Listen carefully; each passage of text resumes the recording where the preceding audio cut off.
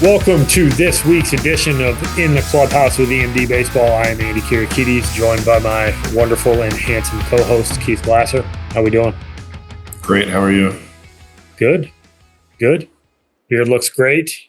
Thank you. Excited to chop it up here for a few minutes. You look tan, look relaxed.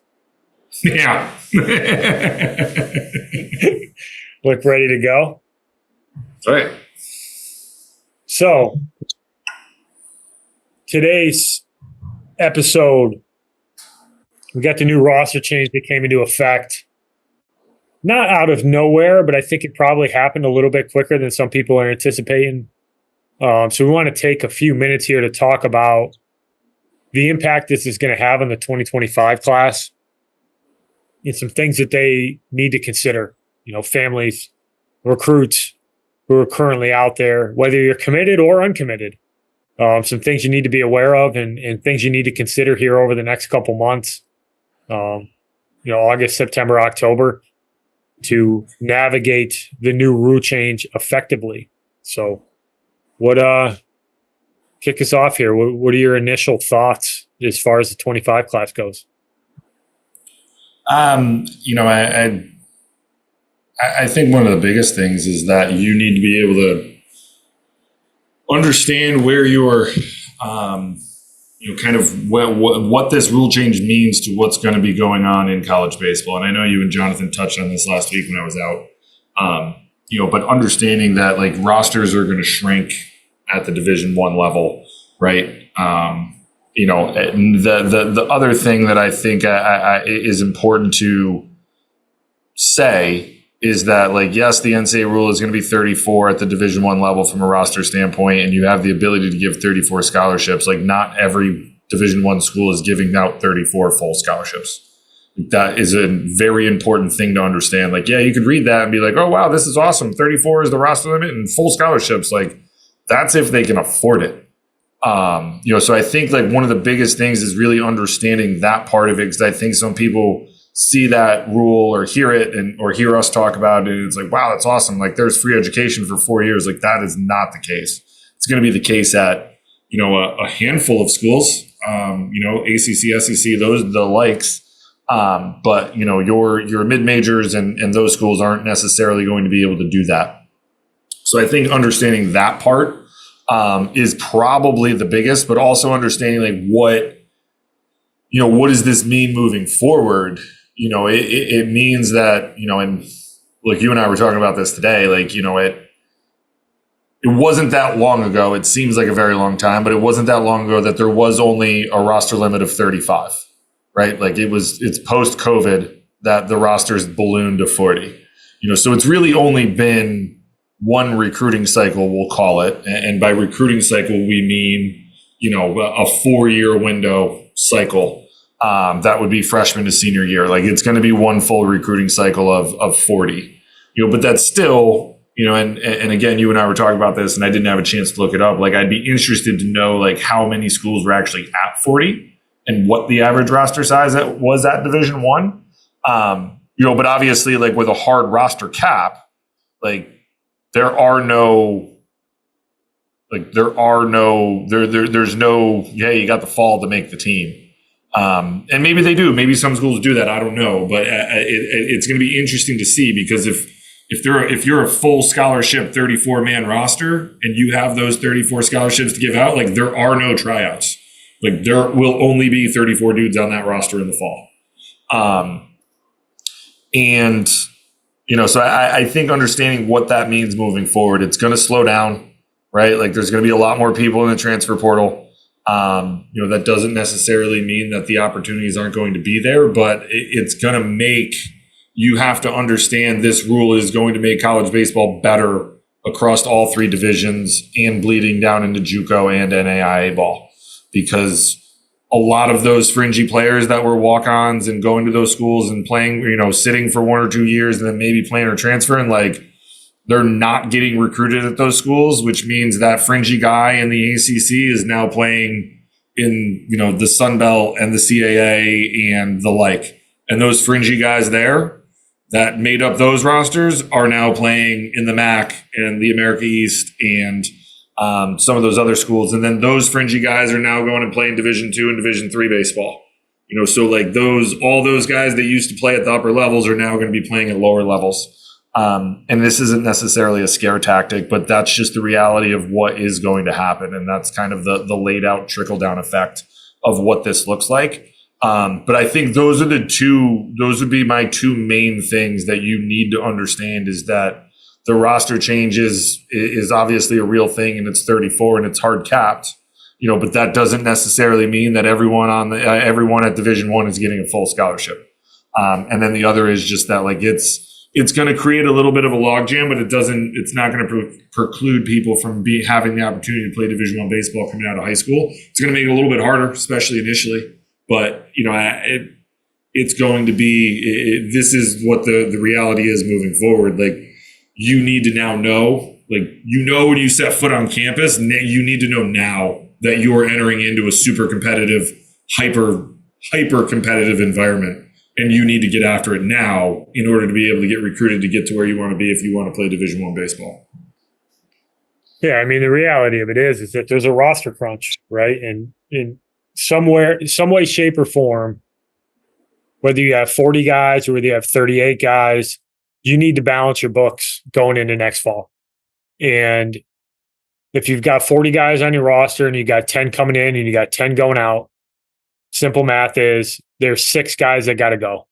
It's either going to come from your current roster or the high school class. And unfortunately, for I think a sizable amount of 2025s that are currently committed, I think in the next month or so, you're going to see guys, and you've already seen it on Twitter, where guys are getting told, hey, man, you just don't have a spot anymore. And it's not the coach's fault, right? And this is something that I mentioned last week, but coaches don't want to make these phone calls. But the reality is that these guys are put in a position now where they have to make a decision on how are you going to get down to 34 guys. And the hard truth is that a lot of these schools are probably trying to get below 34 because they want to go into the transfer portal. And some of that will happen organically. You'll have guys leave the program.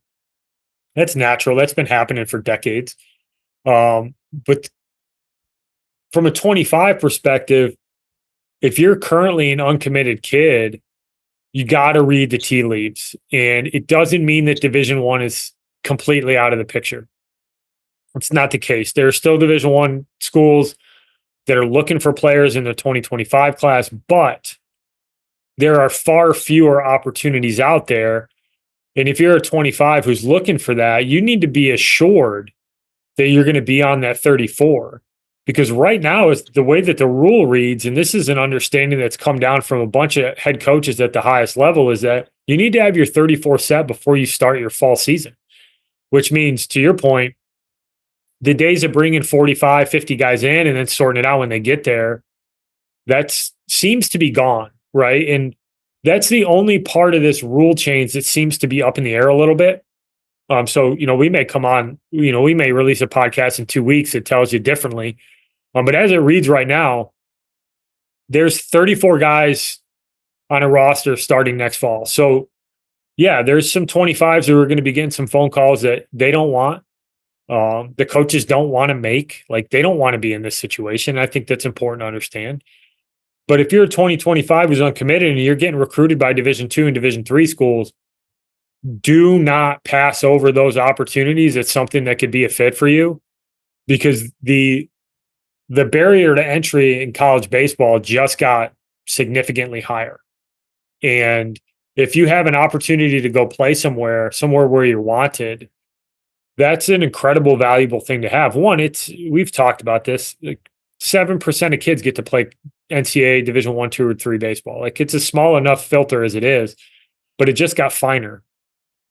And to dismiss those other opportunities because you think you're a Division I player or somebody told you you're a Division I player, well, if you're not getting calls from those guys and you're not getting offers, you need, now more than ever, the next 3 months, you need to be very open to finding an opportunity where you can go and play and get an education. Because on the flip side of this, if you go to a place and you play well, you'll have an opportunity to move up in the college baseball competitive ladder, right? If you go to a Division two school or Division three school and you're awesome as a freshman and a sophomore, you'll have opportunities because coaches are going to lean towards experience, at least partially, when they're putting together a recruiting class moving forward. You're going to have 8-9 as kind of the cadence from a recruiting class perspective in order to get to your 34. Most schools aren't going to go straight high school. They're going to have a couple spots open for JUCO and a couple spots open for transfers. And it may even be more transfer heavy the higher you get, because they're going to be able to go and get the kid who's got 350 college at bats and yada, yada. But as a 25, you need to really look in the mirror and figure out, what are you trying to get out of this? And you need to take advantage of opportunities that present themselves, because the opportunities are dwindling due to this roster crunch at the Division I level specifically. And to your point, like, there's a trickle down effect. Like, playing Division III baseball is going to get exponentially harder because there's 1,800 roster spots at the Division I level that no longer exist moving forward. And those 1,800 kids who are Division I players, you bet your ass they're going to have a home somewhere else. So how you work, how you communicate, and the options that you take advantage of become really important. Yeah, I think you and I were talking about this morning, and there's going to be a lot of kids who used to be on Division III rosters that will not be on rosters anymore in college baseball. But, I do think, like anything else, like, we're talking about those fringy guys that are going to drop down conferences and then into divisions. Like, that Division III kid that is that fringy Division III kid that you used to kind of take a chance on and see what you could do. Like, I do think there's a spot for that kid. And, like, Division III is obviously the perfect spot because you don't necessarily have a roster limit and you can take a kid in for a year and see what happens. So, but the fact remains, like, the rosters can only balloon so much. And they're, at the Division III level where, it's not a negative when I say this, but, like, resources are a little bit more scarce. Like, you don't have the money and the budget to sustain 40 to 45 guys at a lot of those schools. Some can, yes, but not a lot, by and large, can do that. So, you're going to have a handful of guys that used to, 5, 6, 7, 8, 9, 10 years ago who would play college baseball that will no longer really get that opportunity, because that 7% is now going to be spread, a lot more around college baseball at the NCAA level. Spot on. Just it got more difficult, and there's people. And I do think this, like, it should, right? Yeah, it's a privilege, not a right. When you're talking about only 7% of people are going to play college baseball, like, it should be difficult to be in that 7%, and it has been. But I think, like, it's going to be even more, and we've talked about this before, like, there's going to be even more separation between the top and the bottom. But, like, the brand of baseball that's being played at Division II and Division III, we've talked about a lot about how good it is. It's only going to get better. And, I think it's going to be a little bit easier for some of those teams to replace guys, but we talked about this too. And I'm sure we'll talk about this when we have Jonathan and stuff on and again soon. But, like, the high-end academics, like, they struggle with, like, they're not really going to get into the transfer portal because a lot of those schools, they're not going to accept credits from schools that they deem to be a little bit less than them. And the transfer window at those schools is like April. So if you don't know that you're transferring until May or late May, like, that door's closed, and they don't really care to open it for 1 or 2 athletes because they're just going to make that up on, 3 or 4 incoming freshmen the following year and be good with it there. So that's a reality at those levels. Like, I know when I was at RPI, I want to say it was like either April 1st or May 1st, but still, like, that's super early. Like, you're still playing baseball. You don't know if you're transferring. It's a hard date. So like a lot of those high-end academic schools, they don't necessarily deal a whole lot in the transfer portal with that type of stuff. So, it'll be interesting to kind of see what happens there. But yeah, be prepared, know what the rules are, know that not everyone is getting 34 scholarships at every Division I school, and you're stepping into a hyper and competitive environment. So you might as well start competing now and see what shakes out. Yeah, absolutely. Well said. If you're 25, you got to be open to other opportunities right now. And even if you're a committed kid, like, you better dot your I's and cross your T's. Right? It's not a scare tactic. It's just a reality of you need to make sure you're doing everything right here for the next couple months, because you don't want to give a coach a reason to say, hey, man, you don't have a spot anymore. Because the reality is, like, these guys' jobs is to put the best team on the field possible, and they're already in a roster crunch. Like, you don't want to put yourself in a position where you're one of those guys that they've been given a reason to say, hey, man, you don't really have a home here now. Right. And you're going to be scrambling, looking for a home. So understand the rule, understand the impact. It's competitive enough as it is. And if you really desire to play college baseball, you got to be open to other opportunities, and you can't scoff at Division II and Division III if for some reason you think that you're a surefire Division I guy. Well, at this point, it's August 5th.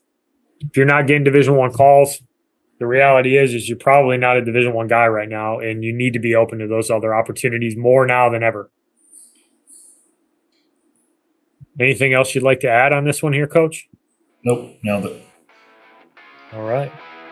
Well, thank you, everybody, for listening. We will check in with you next week. Talk to you then. Thanks, everybody. Thank you for listening this week. If you're watching on YouTube, go ahead and hit that subscribe button and smash that like button for us. Check us out on Apple Podcasts, Google Podcasts, as well as Spotify. You can follow us on Twitter and Instagram at EMD Baseball. If you want to find out what me and Keith do to help families and players navigate the recruiting process, go ahead and check us out on emdbaseball.com. Take a few minutes to check out our new online academy. I promise you'll get some good information out of that. Thanks again for listening. Check in with you next week.